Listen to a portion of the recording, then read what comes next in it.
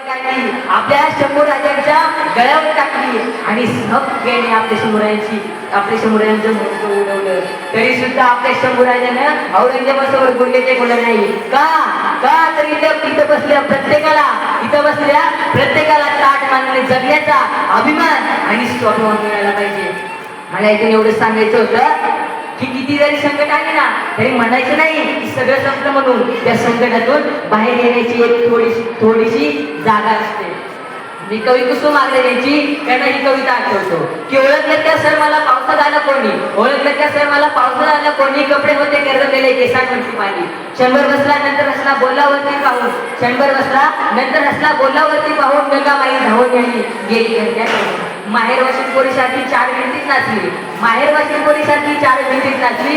मोकळ्या हाती जाईल कशी बायको मात्र वाचली. भिंत कसली चूल विजली होते नव्हते नेले. प्रसाद म्हणून पापण्यामध्ये पाणी पुढे ठेवले. खिशाकडे हात जातात हसत हसत तुटला. पैसे नको सर जरा एकटेपणा वाटला. मोडून पडला संसार तरी मोडला नाही कणा. पाठीवरती हात ठेवून फक्त एकदा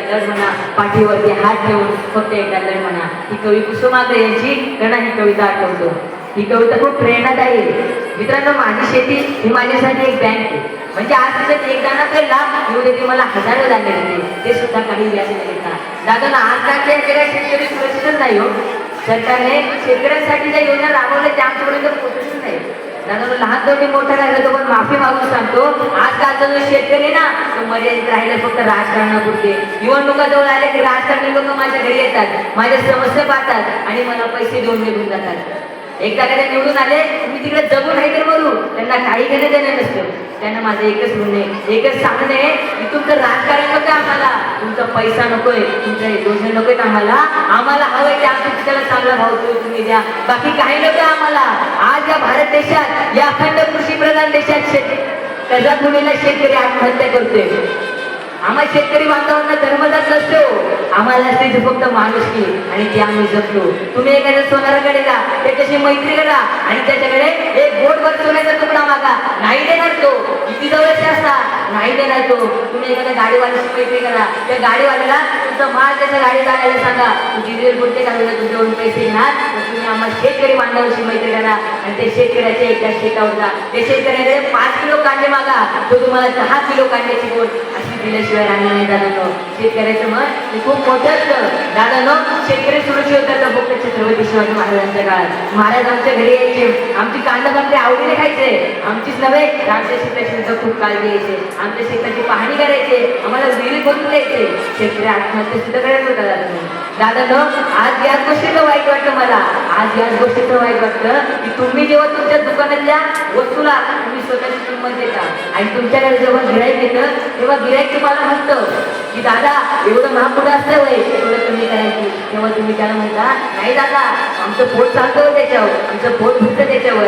पण ते तुम्ही एखाद्या शेतकऱ्याच्या दुकानावर जाता, त्याची 20 रुपयाची भाजी तुम्ही 10 रुपयाला घेता, तेव्हा तो शेतकरी असं बोलत नाही का तुम्हाला. दादा एवढ्याच गोष्टीचं वाईट वाटतं. जर तुम्हाला तुमच्या पोटाची किंमत ठरवायचा अधिकार असेल तर आम्हा शेतकऱ्यांना का नाही दादा, आम्हा शेतकरी बांधवांना का आमच्या पिकाचे अधिकार ठरवायचा अधिकार नाही लागतो. आज एवढ्याच गोष्टीचं वाईट वाटतं. तुम्ही एखाद्या सुपर मॉलमध्ये तुम्ही 10,000 रुपये खर्च करायला तुम्ही मागचा पुढचा विचार करत नाही, पण तुम्ही आमच्या शेतकऱ्याची 20 रुपयाची भाजी मागताना तुमच्या खिशाकडे हात का जातो दादा. एवढ्याच गोष्टीचं वाईट वाटतं. दादांनो, तुम्ही त्या शेतकऱ्याच्या कपड्यावरनं, त्या शेतकऱ्याच्या अंगावरल्या धुळीवरनं त्याला तुम्ही नावं ठेवताना, अपशब्द वापरताना, शिवीगाळ करताना, त्याला खालचा दर्जा देताना, तर नीट ऐका दादांनो, नीट ऐका. या कोरोना काळात सगळं जग थांबलं दादांनो, संपूर्ण जग थांबत आलं पण थांबला नाही तो फक्त शेतकरी. तो शेतकरी उठायचा, पहाटे उठायचा, उठल्या पहिले शेत गाठायचा, शेतात पाठी घ्यायचा, शेतात जे काही पीक आलं असेल ना त्या पाठी भरायचा आणि ती पाठी डोक्यावर घेऊन गावातल्या कुठल्या तरी एका चौकात बसायचा, ती भाजी विकत त्या चौकात बसायचा आणि आपण घराच्या बाहेर एक पाऊल ठेवायला सुद्धा घाबरत होतो. मला कोरोना झालं तर माझ्या कुटुंबाचं काय होईल, माझ्या मुलाबाळांचं काय होईल असा विचार आपण करायचो.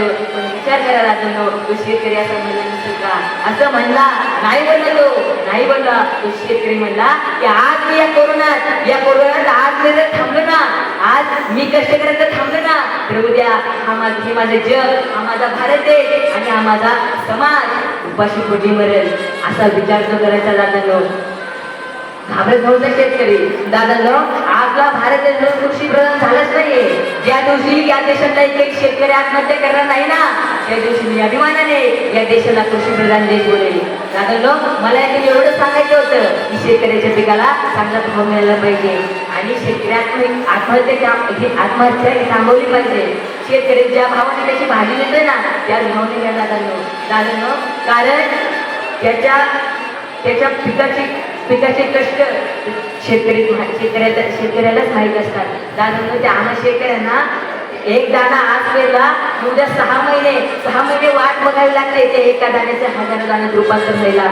दादांनो, शेवटी जाता मी एवढंच बोलेल की फक्त पैशासाठी नाही हो तर सन्मानासाठी पिकवतो शेतकरी. फक्त पैशासाठी नाही हो तर सन्मानासाठी पिकवतो आहे शेतकरी.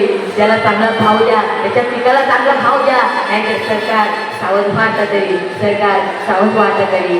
दादांनो, एवढं बोलता माझ्या तोंडून एखादा चित्र शब्द केला असेल तर मला माफ करा, तुमचं बंधू म्हणून मला माफ करा. एवढं बोलून मी माझ्या उपयोग थांबवतो. जय हिंद, जय भारत, जय जवान, जय किसान.